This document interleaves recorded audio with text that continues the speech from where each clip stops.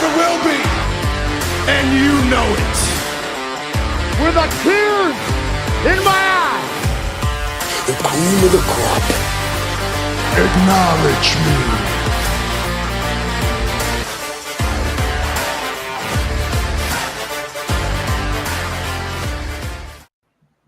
Episode 352 of Top Rope Nation. We have a trio this morning. My name is Jesse Velasquez. Ryan Drosty will be back on Thursday. He is in kind of our neck of the woods here in Minnesota with a high school reunion last night for his wife. So he will be back with us, but I'm assuming he's going to probably pop in a comment if he's not driving, and we'll go from there.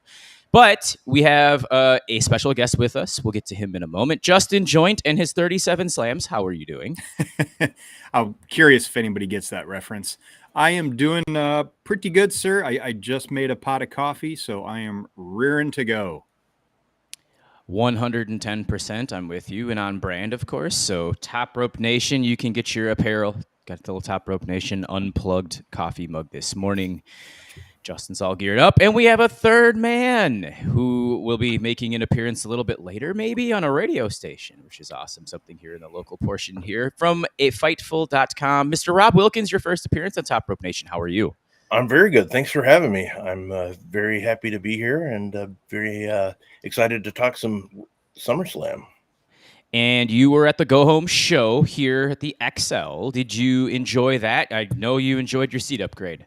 Yeah, I did enjoy it. It was it wasn't the typical Go Home show feel to me, but just getting to go to an event here and there, it's always a good time, and I enjoy watching the outside stuff. I like watching the production of a show go into place. So I obviously watch the matches, but I also watch the side stuff going on. So I enjoyed it. I always enjoy going to a TV taping or a live show. So this podcast is pretty big on set designs, which we will probably get into here momentarily. But before we do, super chats are open. More than encouraged. You'll get rushed to the front of the line.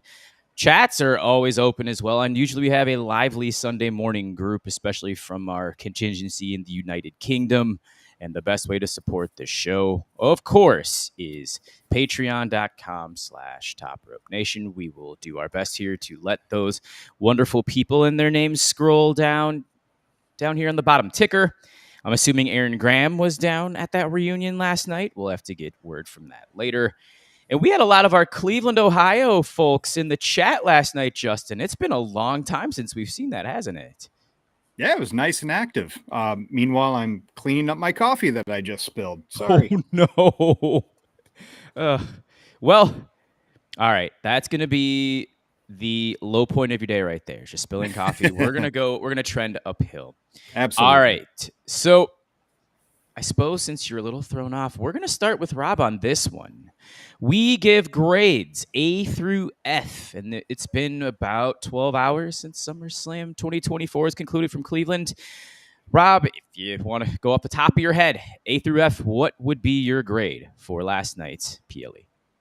Let's go with a B- for me. B-.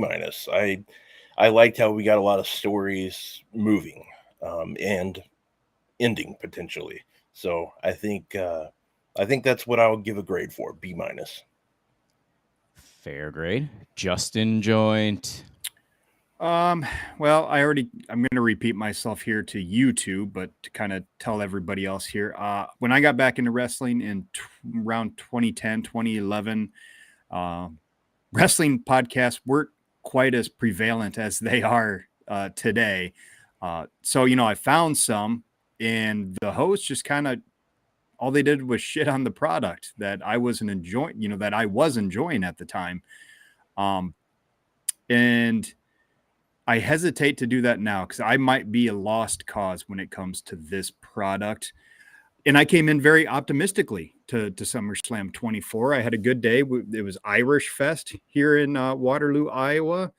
And my kid was excited for SummerSlam, but I found it to be mostly an overbooked snooze. I would say the matches, except for maybe one, were average to below average. So there isn't really anything on this card I will ever go back to. And if there is anything I will ever go back to rewatch, it will be, The Return, which, there wasn't a whole lot to that. So there's not really a whole lot to rewatch with that. I will go. Well, I guess first off, my point with my whole spiel there was that I might be a little quiet on this podcast because I don't want to shit in everybody's cereal, because it does seem like, from what I'm reading online, everybody enjoyed this show. Having said that, I will go, and I think I'm giving it the benefit of the doubt here. I will go a C-. Okay. I'm in Rob's camp. I am going to go B- as well, because there wasn't anything horribly too egregious. There's a couple of gripes that I had. There's nothing that I'm, like Justin mentioned, nothing I'm really going to go back and watch. All the matches I felt were fine, and that's exactly what I reiterated last night when I saw Garrett Gonzalez had graded this a B-, upgrading slightly from a C+ because of Roman's return. And just the magnitude of that and how loud the crowd was. Which, by the way, I felt Cleveland's crowd was one of the better American crowds in a while. Do you guys agree with that? Yes. Outside of the Punk and Drew match, I would agree with that. And I think they lost their focus in that match, and I would not blame them for that. I would blame the how they laid that match out. But yes, for the most part, I would agree. Good crowd. Yeah, I think it was a good crowd. I think they were very, very excited for what was going on. And I think the best moment, other than Roman, obviously, I really liked that. What stood out for me was when Damian Priest got that second wind at the very end of the match. They went nuts for that. And that's a good sign for Damian Priest. Absolutely, which we are definitely going to get into here towards. That might be, we're going to bounce around the card. We're going to start with kind of the major headline. Good old Carl Longhan, as always, checking in the chat. C- as well. Reasoning is the same as Justin's. And then Niall Clark, thank you for joining us here this morning or this afternoon where you are. Moments show. C, nothing great, nothing terrible. We'll watch again. Yeah, that's kind of the way I feel. So we'll never watch again. Yeah, maybe as we go down here the list of everything, and maybe I'll downgrade to a C+. We shall see. Let's start with it then, shall we? Cody Rhodes, Solo Sikoa. So when we were talking pre-show in the last few weeks about this match, we knew it was a foregone conclusion. I even joked last night that I felt that Miz had a better chance of dethroning Gunther for the Intercontinental Championship than Solo had of dethroning Cody last night. We were all waiting for one big moment, and they came through for us. Before we step into the Roman Reigns conversation, Rob, I'm going to start with you. Have you heard anything new on Jacob Fatu and what happened last night? Yeah, he is in a walking boot. Oh, no. We do know that much. There was a photo posted of him on an Instagram account with him in a walking boot at a convenience store. So, and it was taken last night. And so he's in a walking boot. As far as that's all I know right now. Hopefully this is just a precaution. He doesn't need surgery or anything like that. Hopefully it's just who knows, a really bad bruise, a bone bruise, who knows. I'm hoping for the best because they definitely need him in the storyline. Yeah. So that's the biggest thing. So it could be a blessing in disguise. I hope he gets back to television soon, because he's actually one of the few things that I enjoy about the product right now. But it could be a blessing in disguise, just because it made it so that the Roman Reigns and Jacob Fatu face-off had to wait, because I'm assuming that if he had not injured his foot, we would have had some sort of interaction between the two last night. But since he had to stay to the outside, now, that's something that we get to look forward to down the road, because, oh boy, I want to see that fire that Jacob Fatu has against Roman Reigns. Which after he hit that splash last night to the outside, he sold that leg like there was no tomorrow, just in his frantic character ways, taking both the commentary chairs, tossing him to the side, ushering Solo, telling him to get into the ring, the whole 9 yards there. I didn't realize this match went about 25 minutes. It was longer than that. So it's like 29 minutes. 29 minutes according to Wikipedia. Okay. And it felt every bit of that. Yeah. I'm not arguing with you on that one. I'm going to get into some of the quick notes here before we get to Roman Reigns. There were a ton of "We Want Roman" chants throughout this entire match. Bloodline rules, which really didn't come into play until, again, maybe the last third of the match. Cody hitting a crossroads, getting ready to close the show, and then God, the Guerrillas of Destiny's, come in to attack Cody Rhodes. You get Kevin Owens coming out. And this is where I said, this is about to get horribly booked, which in a sense it did. And then we get to Randy Orton, which I actually found quite amusing. And I saw this came up in a topic of conversation on Top Rope Nation's Facebook group as he's jogging down the rampway. I think he slapped a couple of people in the aisleway before getting in the ring. We had one of our users say this kind of reminded him of Lex Luger half saving Tatanka back at SummerSlam 1993.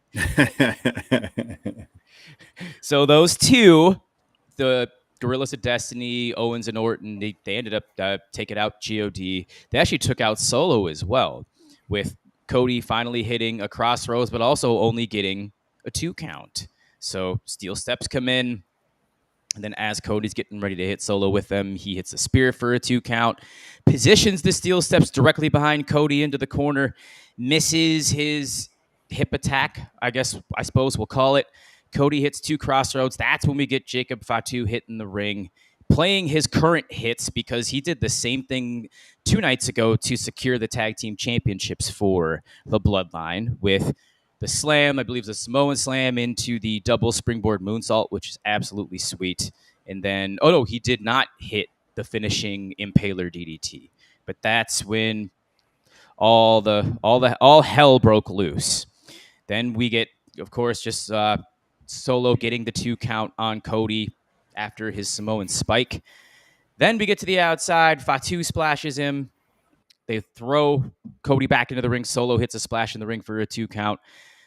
Signals for the Samoan spike once again. Cody falls down. Rhodes hits a super kicks miraculously after all of this. So Cody's not necessarily selling all of this punishment that he's taking. That's a little bit concerning to me as well. But we've been talking about that here with just people or our athletes not necessarily selling everything, and it's kind of an important thing when it comes to the world of pro wrestling. So again, the super kick into Cody's cutter. He can't crawl over for the pin. That's when Roman's music hits. Justin, give me your initial thoughts on Roman's return, and then we'll talk about just what happened. Crowd loved it. I mean, it was a pretty incredible pop. It was such an incredible pop to the point that I could barely hear his music or a certain part of his music. I thought it's like, wait, did they change his music? Because it's fine. Why would they do that? It's like perfect. But yeah, I mean, crowd loved it. I don't know what more you could ask. They kept it simple. You know, he just took out Solo. He had a brief stare down with Cody, and he was out of there. I think that's exactly how it was supposed to go. Our original tribal chief, Rob. Yeah, I enjoyed it. I thought it was pretty good. I think what I liked the most was right before the match was. Obviously, I'm a pet guy, so Pharaoh made Pharaoh automatically made this match. So I'm like, it's gonna be good. Seeing Pharaoh it's already starting good for me. But then seeing Arn Anderson, we already know he has a close friendship with Cody, and then he gave the hint that his friends would be there. He had friends on the way.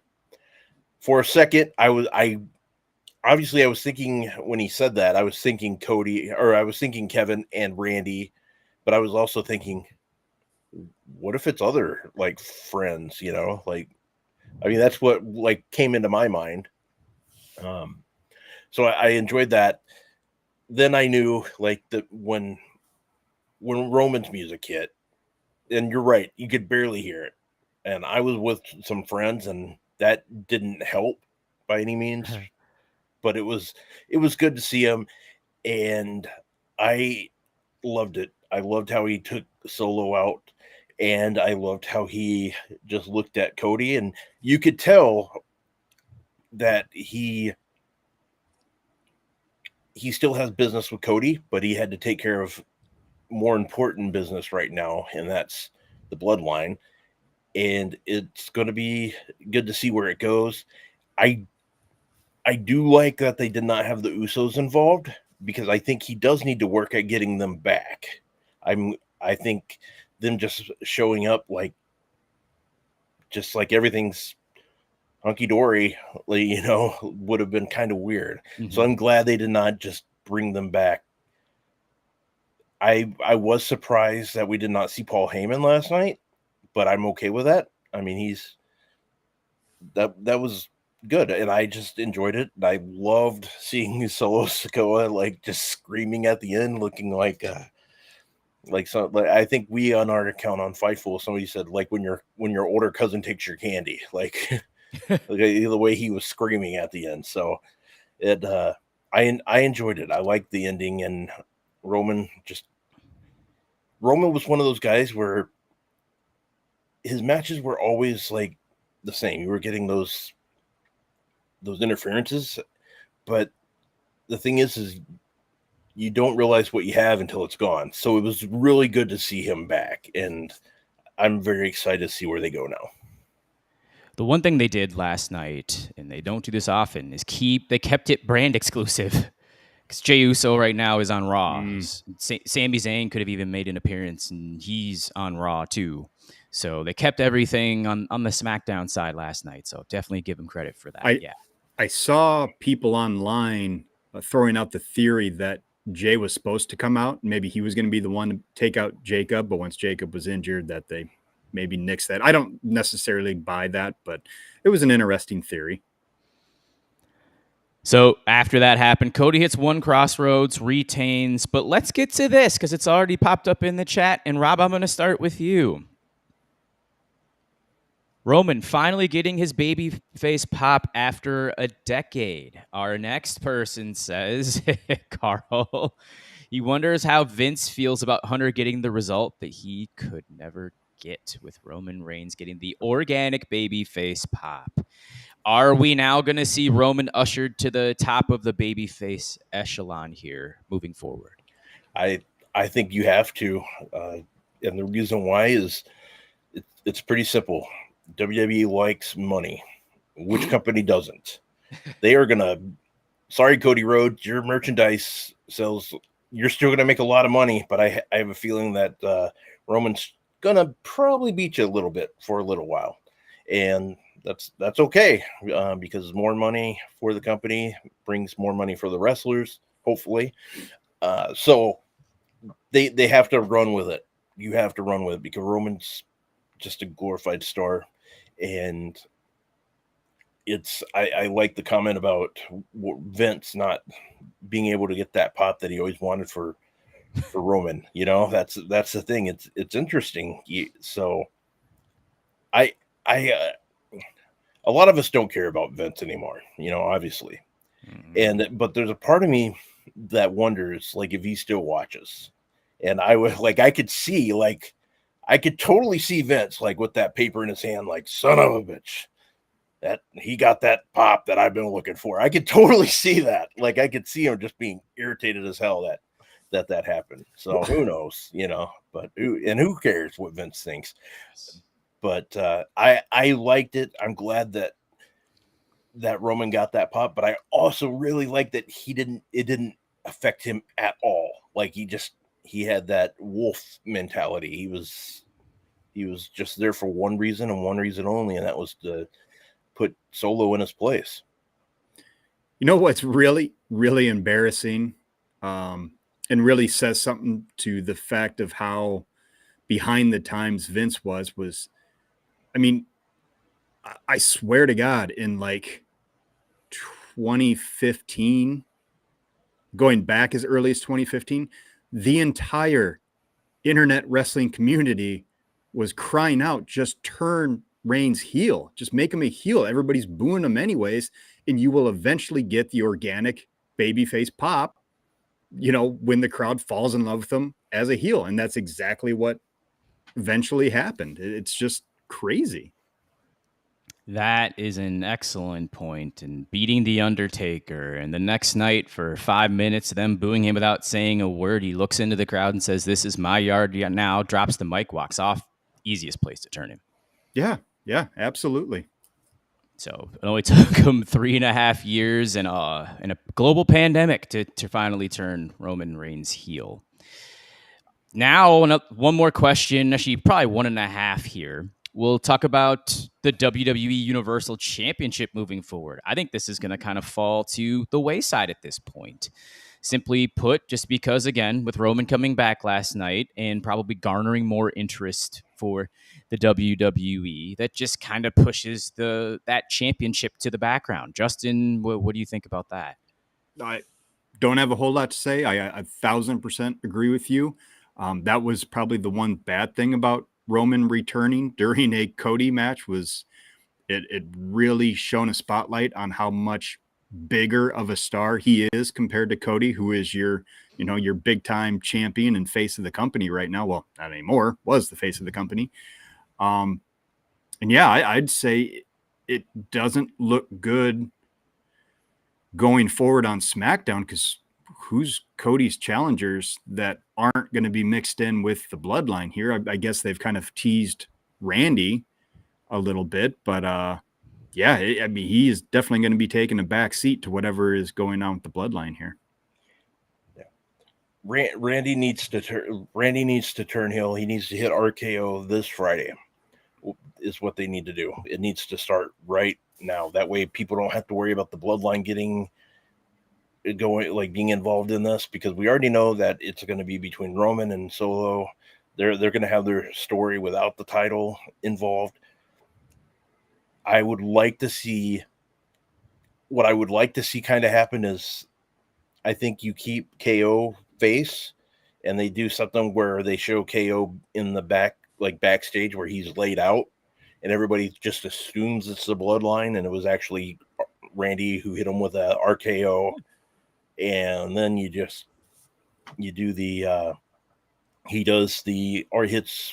Cody with an RKO to end the show, to end SmackDown. And there we go. We're headed towards Berlin with a match for Cody. I think Gunther's going to main event Berlin. So, but I think that there's your feud for Cody. That way you can keep that title relevant now. Still, I mean, it's going to be relevant, but I think that's your way you can keep that story going. A few months back, we had talked about number one contendership matches and putting them on PLEs and making them a huge deal. And we mentioned Orton and KO going at it to face Cody at some point in time. SummerSlam probably would have been an ideal setting, but here's a great point, and this will be the last thing when we talk about it. It's a shame that Rock couldn't have worked Cody at SummerSlam. I am not arguing with you on that. It's probably what I would have preferred. When I snickered when they mentioned Solo Sikoa's victories last night, because of all the ones they mentioned, only one took place in 2024. Yeah, he beat Kevin Owens on SmackDown June 14th of this year, so a little less than 2 months ago. But the AJ Styles, the Sheamus, and the John Cena victories took place in 2023. I believe Sheamus even took place in late 2022.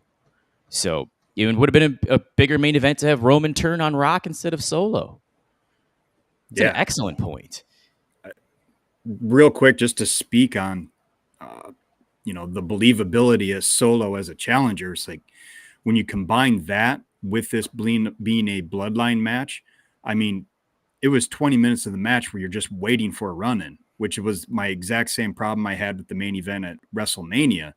But at least that had Roman and Cody, whereas this there was no believability of Solo actually winning this match. So you're literally just waiting for the run-ins the entire time.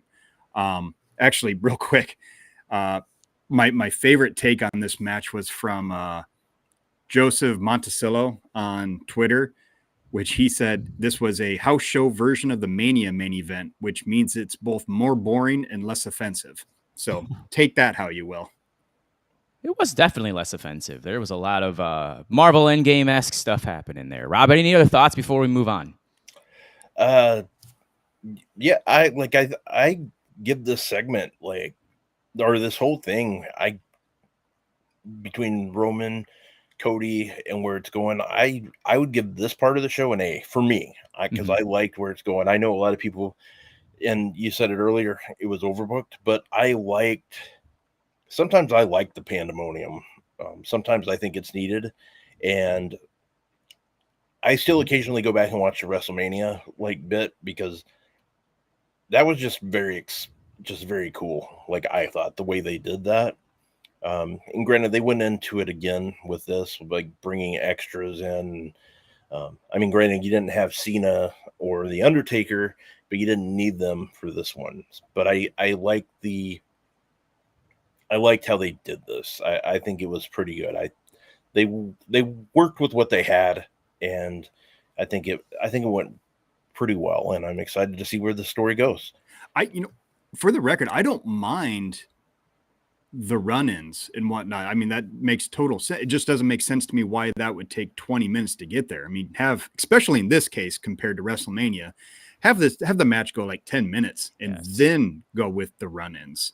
Because that's what everybody's waiting for. And going back to my original point as to maybe why this product isn't for me anymore, and I think this is something that we could touch on and Punk and Drew, is I think there's a pretty large demographic of the WWE audience that really doesn't care about the psychology of the in-ring action. Is that they're really just waiting. And this is more, I'm not speaking to maybe the older portion of the crowd, more the younger, but they're honestly just waiting for the run-ins.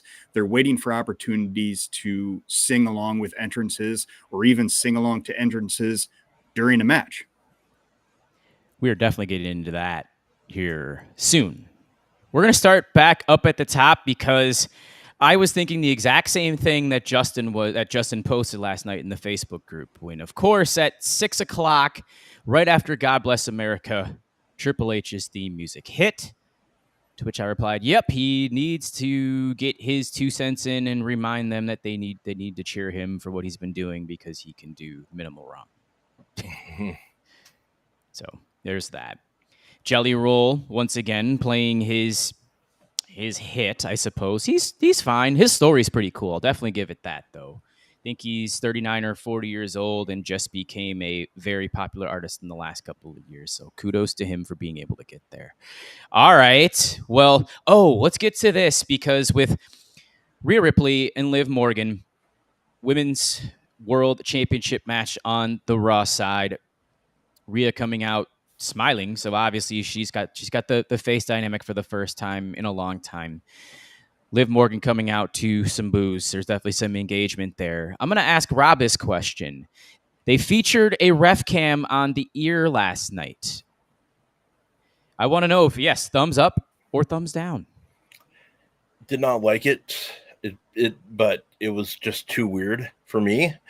Will it be something that I can grow with over time? It's hard to say. I didn't like it. I think we could tell Seth Rollins didn't like it at all, because he ended up throwing it down or getting rid of it. But Fightful reported last night that there was an issue with his, so that's why he got rid of it. But I didn't care for it. It was really weird. So,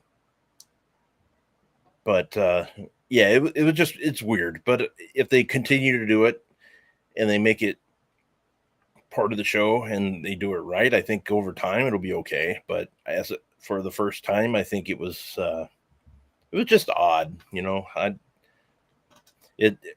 I just hope they do better with it, I guess. I don't think they need it for every match at all. That's true. So that's definitely true.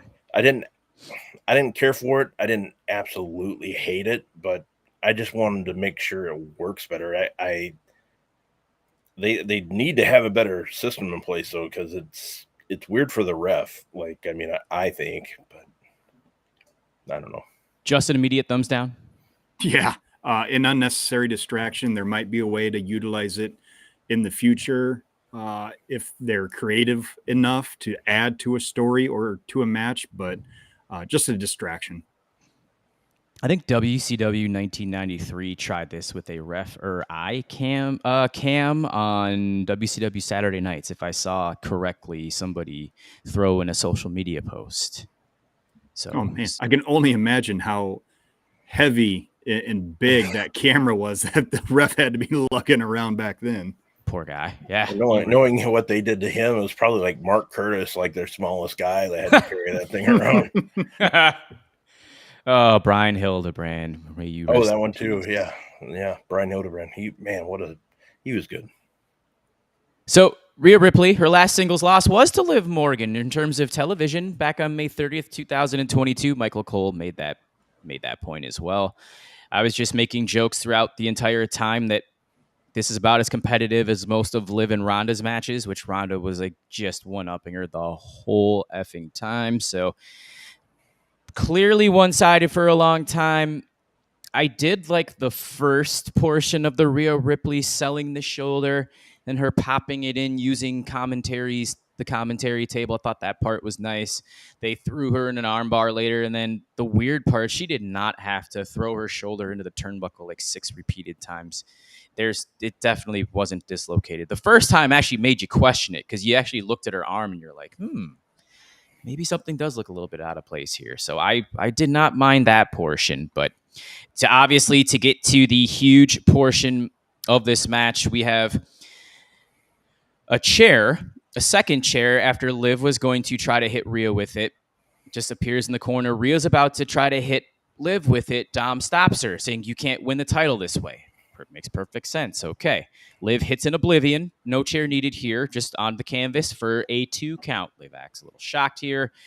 We then get a second time, this time with the referee being distracted by Dom. And we have Liv hitting a second oblivion, this time onto a chair. It was thrown.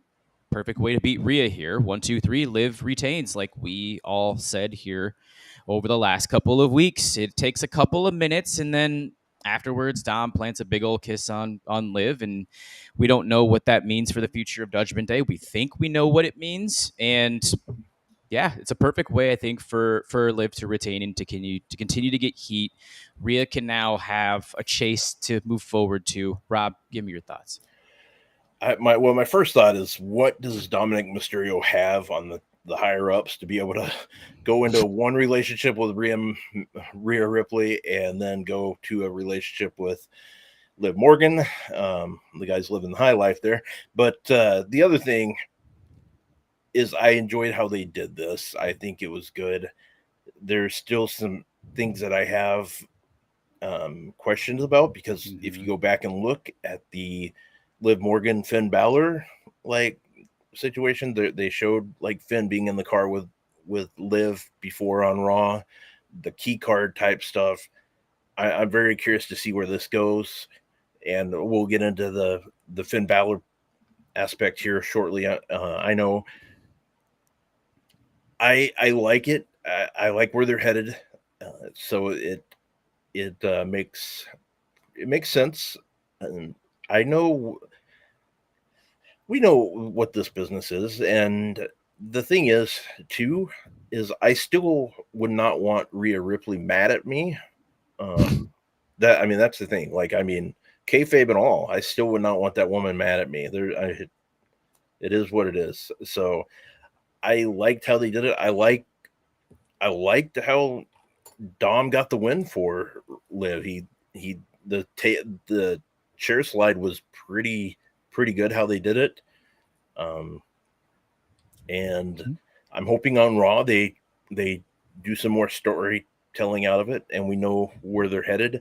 But we know that Rhea's not going to be happy. I do think the best thing that happened last night out of all this is Buddy Murphy mentioning TK, saying, "Can I go help mommy quick?" I was like, part of me is just like, I love it. I love that stuff. So there we go. But I thought it was good the way they did it, and Liv needed that win more than Rhea did. Big time. Definitely further the story. Before I get to Justin, I have to say this. The only reason that Dom is very fortunate in this situation is the same way that David Flair was fortunate in the situation back at Bash at the Beach or in early 2000.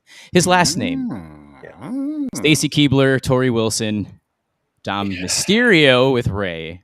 That is true. Only ways in that position. It's, I will say one thing. Rhea. I will say one thing on this, but Dom is it's taken a while, but he's slowly earned this. He's gone from like, get this guy off my TV to, hey, he's earned my respect. So good for Dom. I will say that much. Heel heat, that's for sure. Justin?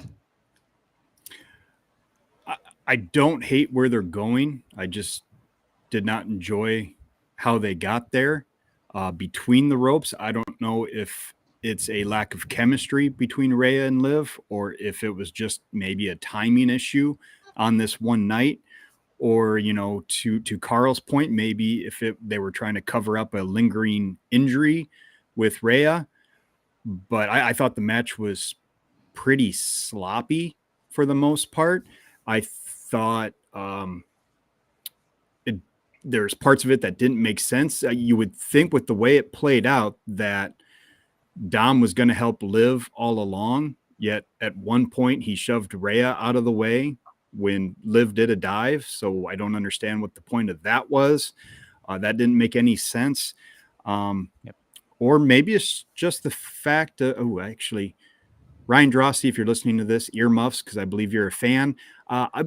Maybe Liv isn't all that good in the ring. I've never been a huge fan of her. And I just think that kind of showed in this match where something was just off. Didn't really care for the match.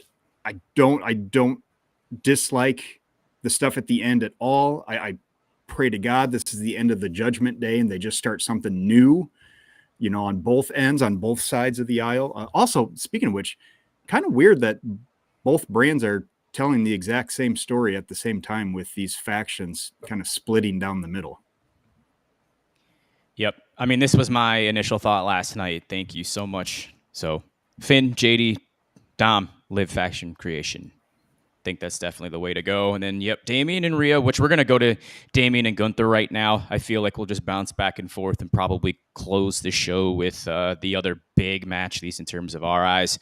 Have Damian and Rhea just go the way of the face. And there's a lot of story to be told because Damian Priest last night loses his WWE World Heavyweight Championship match to Gunther in a very physical confrontation. I loved that portion of it. It was great to see lots of heavy-hitting clotheslines, chops, a blood vessel breaking in Gunther's chest, and just seeing the blood drip from the top of his chest down the pec. A lot of physicality. Damian, and this was probably the most engaged that the crowd's been with Damian Priest, as I believe Rob had mentioned with the comeback when Damian hits a finisher on Gunther. We get a 2 count because Finn Balor, who had came down a couple minutes earlier, drapes Gunther's foot over the bottom rope. Damian looks confused, and in a weird babyface move, he actually looks up at the cam to see the replay that Finn is the one that did this. Usually babyfaces kind of have the wool pulled over their eyes. They just play stupid. Damian was actually somewhat intelligent here. So we get Gunther locking Damian into a sleeper. Looks like he's about to go out, and he gets the second win. The crowd loses it. Good stuff there. He gets out of it, and then after he hits a razor's edge, a power bomb, etc. When that happens, another 2 count to Gunther. Damian immediately charges at Finn, throws him in a chokehold. Gunther takes the opportunity, power bomb into a second sleeper hold. Damian passes out. We have a new World Heavyweight Champion. I don't necessarily know if this is the way that I wanted Gunther to win the world title, just kind of with distractions and things. You want him to be the superior wrestler in this situation. With the story, I suppose I understand it. Justin, obviously give me that thought, and then would you have turned Finn Balor here and maybe waited till after the match? 1,000, especially when you can 1,000% do it later. Especially when you factor in the fact of, you know, all the run-ins on the card anyways. Like, save that one for television. You know, you've got 3 hours of Raw to fill. You know, do it there. especially because this one kind of killed me because I was finally getting into the show with this, not finally into the show, but like this match was pulling me back in with the way these guys were going at it. And that's even with, when you factor in that I didn't think WWE did a great job of building up Damian as a true champion in those first few months. And, they've been doing better lately, and he was starting to really feel like a big deal. Tonight was, the best he's ever looked in his entire reign. Now, granted, part of that could be Gunther, but I think a lot of that was just Damian on this night. And it just took all the wind out of my sails when Finn, interfered in the match. And it kind of suffered before that anyways, when it was pretty obviously like with the way Gunther situated himself and Damian kind of had to roll him over where he was already basically under the ropes for that pin attempt. And I thought Finn looked like an absolute tool with his angry, I just deceived you face. That is not really his forte. And going back to that second time that Damian went after him when he got him in that chokehold, I think that was the only good quote unquote acting of the entire night. I absolutely believed Damian in that moment wanted to choke the life out of Finn Balor. That was good stuff. But yeah, with how good and hard hitting that match had been, for it to end up in the turn there at the end just felt unnecessary. Could have waited. Rob? Yeah, you pretty much hit everything on the head there. Those two, man, they beat the living crap out of each other, though. That was the thing that I took out of it the most. And those were some hard hits. Those were some hard chops, some hard punches to the face. Those guys brought it. I will say that. I know they're probably both sore this morning. I would think. The Finn thing, I'm very curious to see what direction they go with this, because again, tying back to the Liv stuff that we've seen in the background stuff before, like with being in the vehicle together, seeing them talk in the background type stuff. I originally, what I thought would have been perfect was, in a way, I actually wanted this. I wanted the matches to flip flop. I would have preferred this match go before Rhea, because it would have been perfect for basically Dom. Liv could have got screwed both of them over, basically screw over Dom too, saying, thank you for your help, but I'm with Finn the whole time. And maybe that's what they'll do on Raw, because that will leave Dominic without a woman. And now Rhea has two people she just absolutely wants to just kill. And we'll have to see. But they did make it pretty interesting, and we'll go from there. I mean, maybe Judgment Day is dead. Maybe they just kicked out Rhea and Dawn, or Rhea and Finn, or maybe Rhea and JD, or Damian rather. Man, sorry about that. Maybe they kicked out Damian and Rhea, or maybe Damian and Rhea keep Judgment Day and they go recruit. So we'll find out. I think that I think they need to keep the Judgment Day name. So I'm hoping that they do, either rebrand or let Finn take over. Justin? Get rid of Judgment Day. Start fresh would be my opinion. Yeah. They tied this portion in with the segment we mentioned. I didn't mention either of these, but Finn Balor wishing Damian luck before the match. And then after the Liv and Rhea match, Damian is in a huge just panic, what's going on? What happened with Rhea? Where's Dom? And Finn getting into an altercation with him back there. So they had the altercation early on. They had the amends beforehand. Finn goes out and screws him. So I guess at least that part made sense. But we don't have to like it. And that's exactly where I stand here. I'm in Justin's corner on that one, too. We're going to bounce back upwards. Bron Breakker's your new WWE Intercontinental Championship champion in a short match. Very short.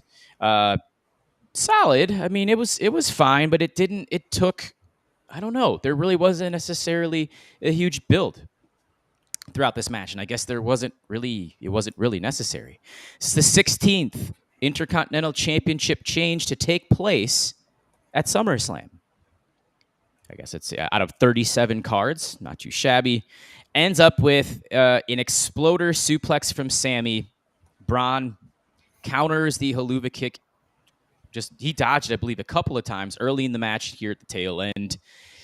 Hits a spear, then runs the ropes twice, hits a second one with more authority, and wins it. Again, short, sweet. That part's fine. Justin, what'd you think?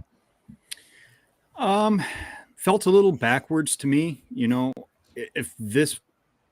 Obviously, if they were going with Bron, if that's who they wanted to be the one to unseat Sami, it seems like they did it in the wrong order.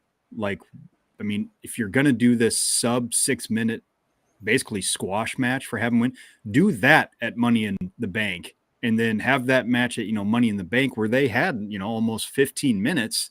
Do that here with, Sami trying to regain the championship. So the order of matches just seemed off to me, but the match was fine.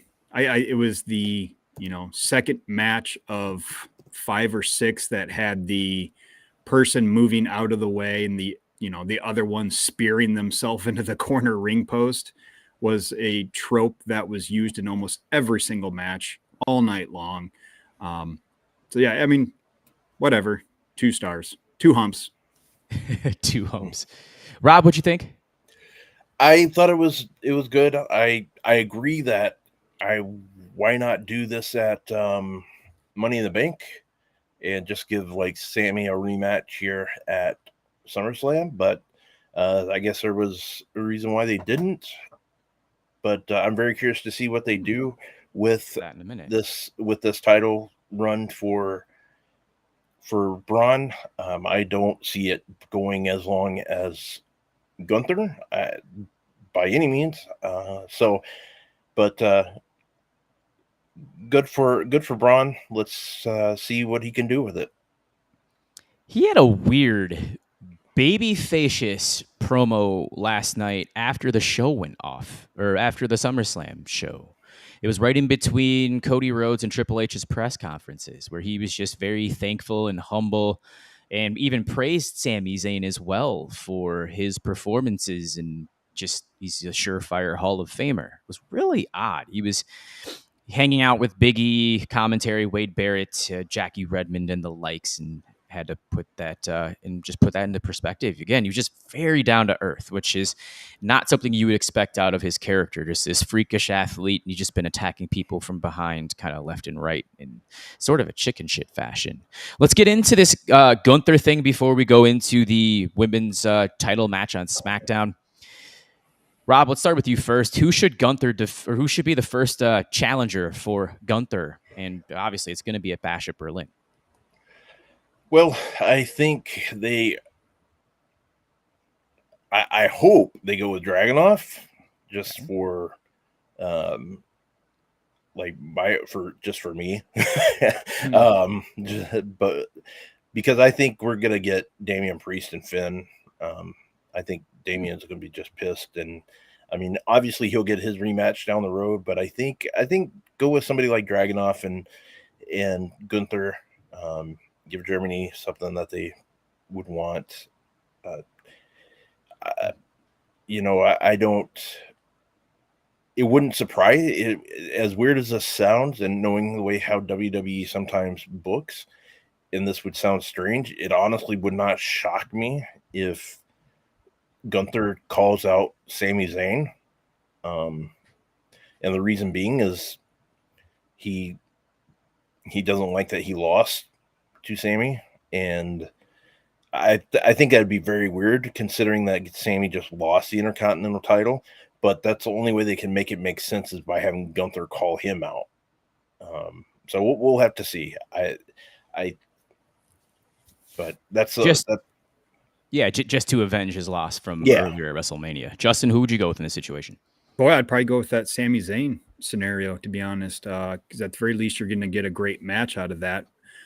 Otherwise, I was going to say, maybe they incorporate Damian and Finn into this. You make it a triple threat. But, with this Berlin show, I think you'd really want to spotlight Gunther in a singles match. I'd be all for, the Dragunov scenario if he had just been a stepping stone to get Bron into the IC match. If they'd actually been building him up as a world title contender on Raw for the last month. That was going to be my question to you guys is have they been building any singles competitor up to be a threat to a world championship? So I think they almost have to go with that Sami Zayn scenario. No, I don't think that they have here in recent months, which is really odd to me because go ahead, Rob. I'm sorry, I didn't mean to cut you off, but it could be Drew McIntyre.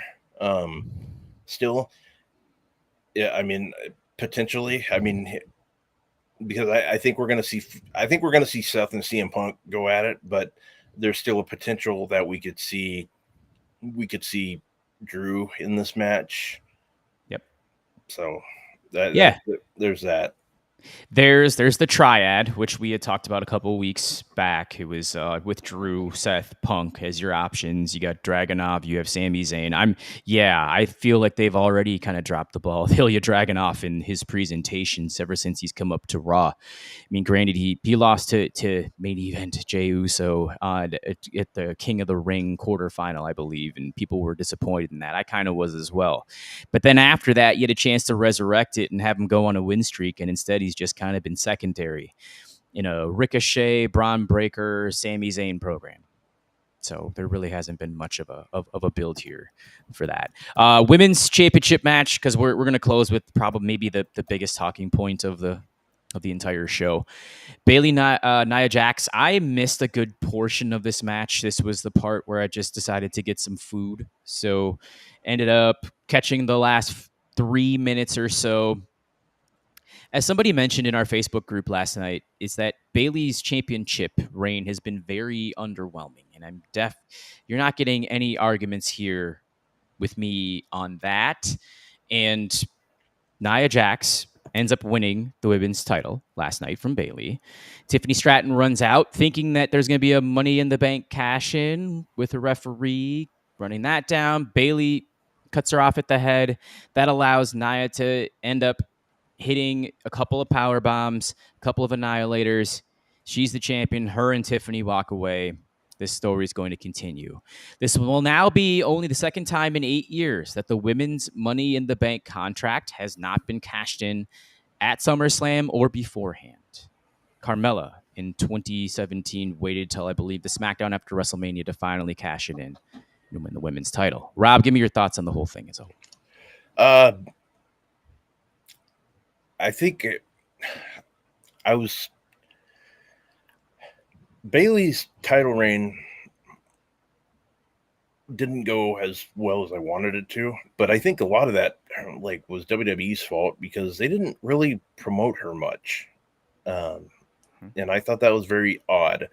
The other thing is the Money in the Bank. I understand what I really thought they were going to do. And what I wanted them to do was have Tiffany turn on Nia and her win the title last night. I really thought that's where they were going to go, eventually. But when they gave her that new briefcase last night, I'm like, well, that's out the door because they're going to sell that briefcase for a while. So, I mean, they already put it on Fanatics, and so I knew that was out the window. Tiffany Stratton's going to cash in, and when she does, she will win that title. Will it be against Nia? I don't think so, but I do hope.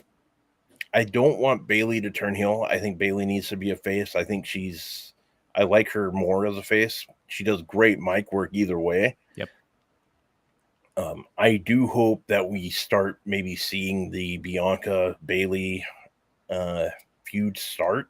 It's something that I think desperately is needed be for both of them, actually. We'll have to see, though. Yeah, this could happen maybe sometime, in the fall, Survivor Series, etc. Justin, any thoughts before we move on? I was actually kind of in the same boat as you, which I got lucky because my interest and or investment in this match was a borderline 0, just because of Bayley's title reign and the fact that Nia Jax has done absolutely nothing for me, for the past 6 years or so. My wife cooked last night, and per the rules of our household, I had to clean, and it just happened to be time for me to clean during this match, so I missed the entire thing. There it is. Yeah, the timing was also brilliant there. I mean, Nia Jax, I think her career as a whole hasn't been the greatest. So I guess this is kind of a weird thing to say, but she is doing the best work of her career right now. Yeah, I will give her that. And it's been that way ever since that they've rehired her. So yeah, no, I'm kind of in the same thing, same boat as Carl, where it says lovely person, never been a compelling character or really a good wrestler. So no, I mean, but again, she's doing the best work of her entire career. So give it to her now, and then as soon as Tiffany takes it off of her, then she just goes right back down to mid card or lower card land. I did skip a match, so let's go to it. Logan Paul, LA Knight, United States title. Logan comes out with the Cleveland Browns gear, and they've been playing up that he's the Cleveland guy coming back home. LA Knight rolls out with the prime truck that he stole the night before, breaks the glass, and runs out to the ring. I enjoyed this match. I thought it was a lot of fun. Logan definitely has a ton of athletic ability, but we've also known that too. LA Knight ends up scoring the win. Crowd pops for it. They were definitely in his corner for the entire time. He is your new United States champion. We had a very impressive springboard moonsault from Logan Paul. We had the Nux get introduced into play. I did forget that MGK walked out to the ring with Logan Paul. That was disgusting. I'm not a fan of Machine Gun Kelly. I kind of wish they had killed off his character when Kevin Owens powerbombed him off the stage a few years ago. That just could have kept him there. He ends up handing him a pair of brass knuckles. Here was a weird part. Paul hits him with it, and then he goes for a buckshot lariat. Knight ducks it, so he doesn't sell the brass knucks. Lands the blunt force trauma 3 count. And it was kind of weird. I think maybe his leg hit the bottom rope at 3.5. Or I don't know if it hit it like right at 3. It was really hard to tell. But Knight's your new champion.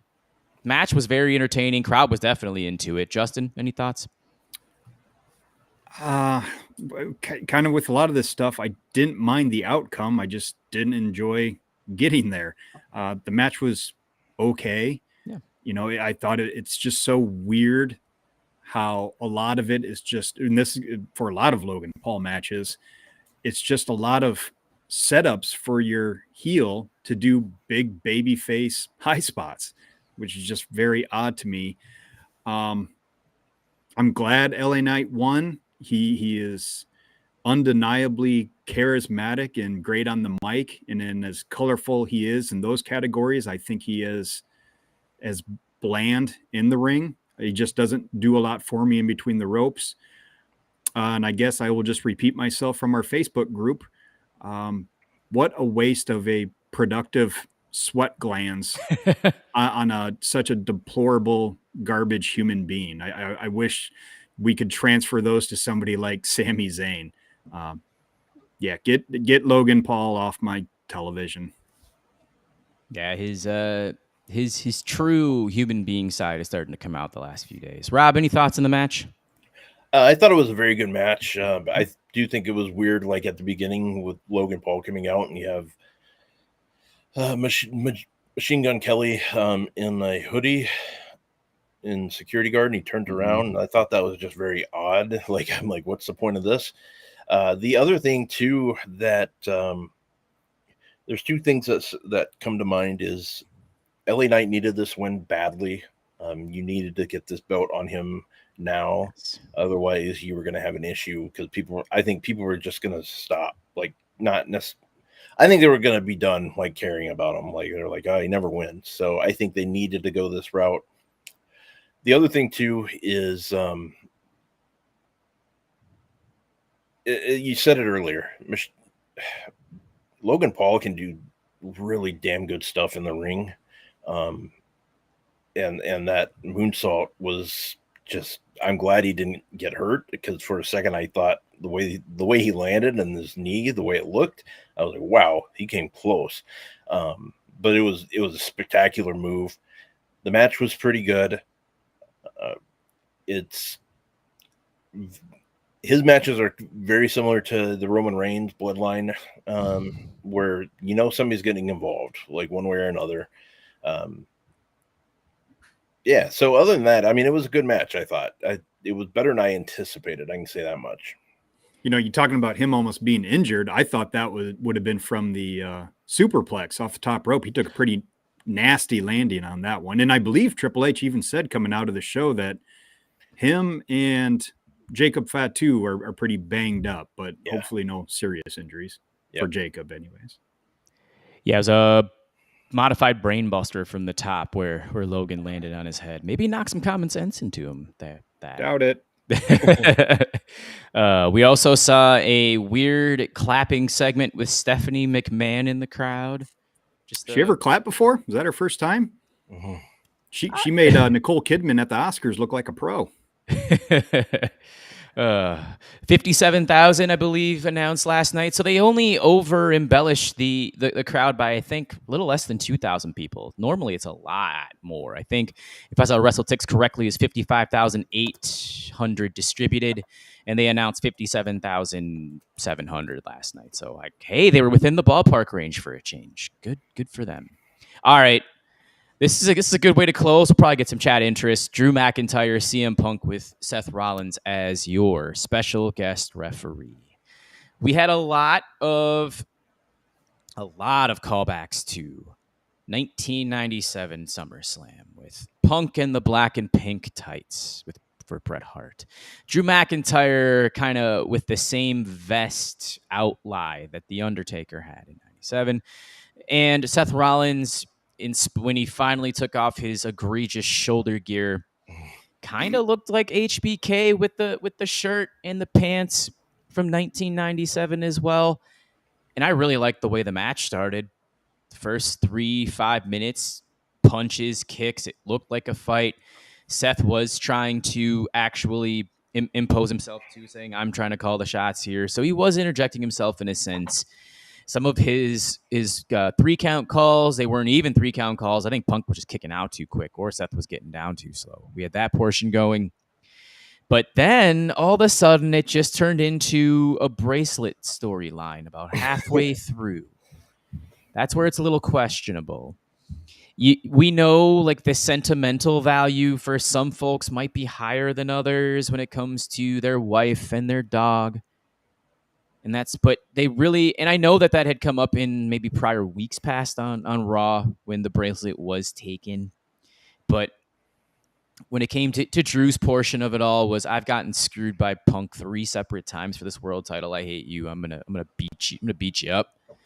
And Punk was just making fun of him the whole time. And now all of a sudden something gets taken from him and he's out for blood. But it didn't really seem to turn that way. Justin, like I saw you nod your head a bit. This was kind of a tale of two matches for you as well. Yeah, I kind of 1,000% agree with you.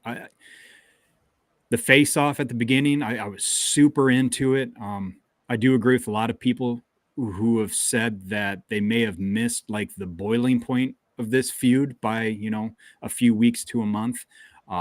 But the crowd was right into it from the jump. They started the match off perfectly, like it was a grudge feud. And then it became a Seth Rollins showcase for some unknown reason. He completely distracted from everything that was good in the match, and it completely broke down and distracted. I'm not into this whole friendship bracelet thing. I'm not buying into that. I think it's incredibly silly. And this was the epitome for me of what I didn't like about the show, of it being overbooked. Just let them have a grudge match. Seth Rollins is so important to them. Like they want to showcase him on a major PLE. Just give him a freaking match then. Because it was just, didn't like it at all. I will give kudos where they are due. I've been very down on Punk since, everything that happened in AEW. I thought he looked really good in this match and was very believable and natural in what he did for this. The things, I should say, he does not feel overbooked the way he acts in a match. It feels very natural, as I just said. But a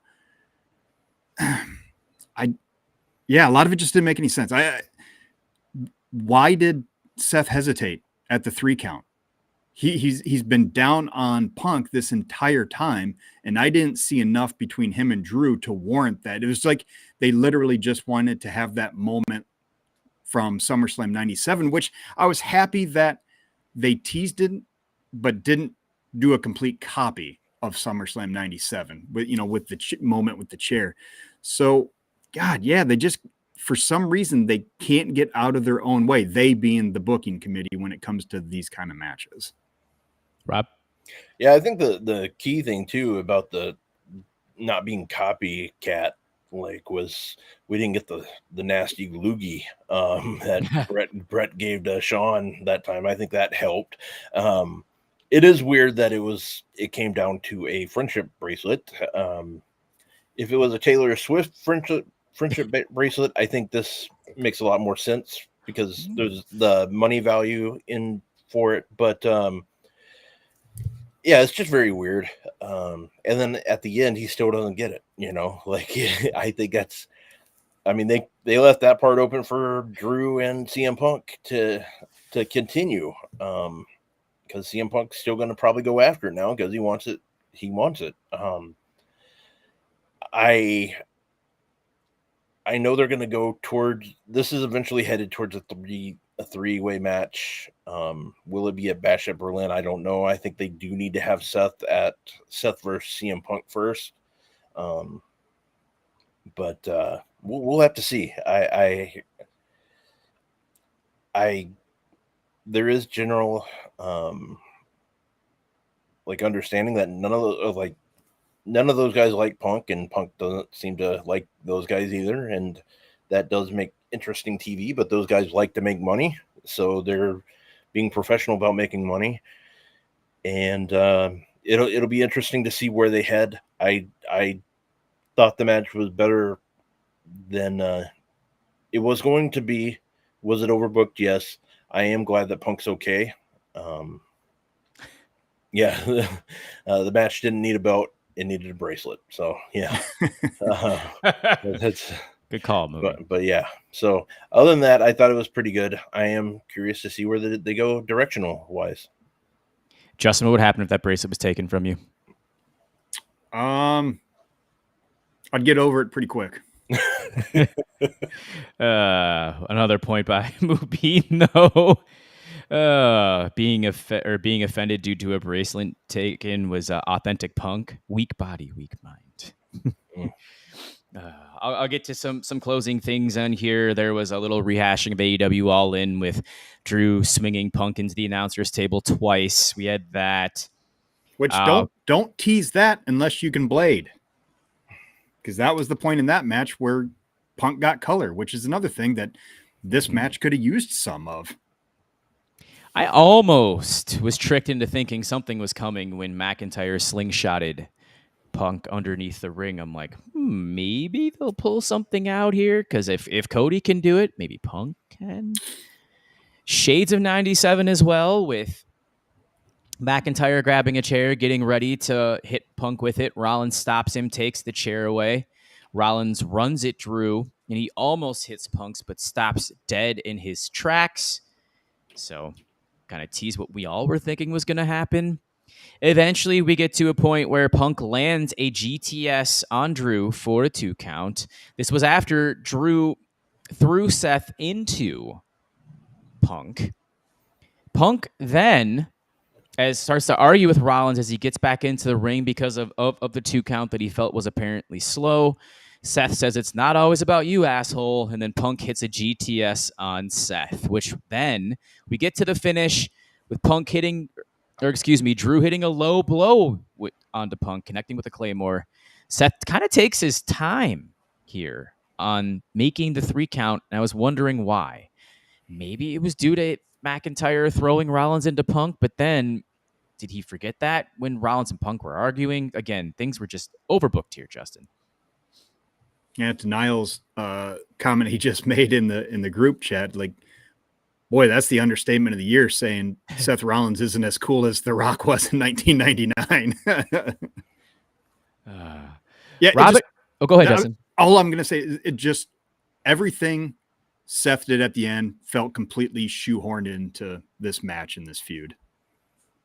Like, he's got to be a part of it. A little too much there. Rob, any closing thoughts on this one? Yeah, I do think it was like overbooked, but I think we're going to a direction, obviously, with Punk and Rollins, and I mean, in a way, I'm okay. I like that because I think this Drew stuff's been going on for so long that I do actually want Drew to move on. I still think they will have a triple threat match, but I'm hoping that Drew moves on from it. Definitely, like we said, tale of 2 matches. First 5 minutes were definitely very good. A lot of physicality. We thought it was coming, and then it became almost a Seth Rollins show. And Seth Rollins, yes, he is not as cool as The Rock in 2024, let alone in 1999. Excellent point there by Carl in the chat. So, again, this PLE was close to 4 hours, and there's about an hour and 40 minutes of ring time, which means there was 2 hours and some odd minutes of filler. That is a lot, including R-Truth doing the splits in the ring and Jelly Roll hitting a tremendous choke slam onto Austin Theory, which was sold like death. I thought that part was cool, but yes. The Miz going back to his rightful host as jobber and host of a PLE. That's about all I have for SummerSlam 2024. As Justin, I think, would always say, it happened. You know, one of my favorite parts of the Facebook group last night at the very end, somebody gave it an A, and they just typed in A show, and gave the reasons why. But when I first saw it, I read it as that was a show, and I was like, yeah, I totally agree with it. And I was like, oh wait, that's their grade. Damn it, nope, not quite how I feel. So that was Ryan Huffman, by the way. I think so. He gave that an A. Yeah. Yep. But hey, you know, and that was going to be my whole point. Maybe I already said this at the beginning and just forgot. They're serving their audience. Like, anybody who enjoys the current WWE product, they're getting exactly what they want, which fair to them. You know, enjoy what you enjoy. And, you know, that's why I kind of hesitate to cover a lot of these WWE shows, because it's just doesn't seem to be for me anymore. And as I already said, I don't want to shit in anybody else's cereal, even though I did for the majority of this podcast. There were portions of this show that I liked, and there were portions that I didn't. So I'll stick with the grade. Rob, any other closing thoughts on SummerSlam 2020? No, I enjoyed it. I thought it was good. Yeah. Other than that, it's I'm anxious for the Raw tomorrow night and see where they're headed. We got to throw this one up here because that came into play last night. Best part of the show was describing which fried chicken shops have presence around the globe. That was brought up because obviously Wingstop was, you know, an advertiser for the show, and they had a spot on the ring, and I've never had it. We don't have one around here, so I was curious if anybody else had. Rob, have you had it? I haven't. I know there's some like in the Twin Cities area. I just haven't had it. Yep, one just opened up, I would say, less than a mile from here on the 31st of July. So I'm going to wait for the initial rush of it all. I'm assuming that thing's going to be so packed. So I'm just going to wait for about a week or two before the hype dies down and just see how Wingstop is. I've heard that their fries are great. So I don't know what that says about their wings. So chat, you guys have been awesome. Thank you very much for your inclusion in the show. Patreon.com/Top Rope Nation is the best way to support us. Subscribe to us on YouTube, Google, Apple, Spotify, anywhere that you have your anywhere that you listen and or watch this, Twitter, Twitch, the whole 9 yards. We're going to get back on X at some point in time. FU Elon Musk for what you've done to restream at least. I've heard no issues in StreamYard when it comes to YouTube, correct, Rob? Or on X? Yeah, you have to have a premium account to be able to stream on to X with StreamYard, at least. So one more close. Justin, do you agree with this? Yes, I do. Although sometimes a train wreck is more interesting than just a bland show. But hey, yeah, I would rather watch SummerSlam 2024 than Bash at the Beach 2000 again. And that has been your coverage of SummerSlam 2024. Ryan, once again, will be back. I believe we're going to do a show Thursday. So they'll probably be covering a lot of AEW stuff and maybe some Fallout. Maybe something very interesting is going to happen from also Monday Night Raw, too, because we got a little career versus title to talk about and some of the storylines here. Rob, thank you for your inclusion. I suppose I have not done this yet before we go. Hype up all your social media stuff and a lot of things going on at Fightful. You also host a show on, we've said this a lot today, Overbooked. Yeah. I do host a show called on Fightful Overbooked called Coexisting with Rob and Maggie. We air every Friday at 3 o'clock Eastern. Just a good old time. We just talk wrestling, and we are definitely the rated R show for Fightful. So have a good old time on there. Every Friday at 3. You can follow me at Rob Wilkins on X. I'm also on Instagram at Fightful Rob and on Threads at Fightful Rob. So yeah, thanks for letting me join, guys. I really do appreciate it. Kept the Midwest flavor today. Yeah. That was the goal for it all. And for Rob Wilkins and Justin Joint, my name is Jesse Velasquez. That's been episode 352 of Top Rope Nation. We're signing off. Catch you later. We'll see you on the flip side. Bye.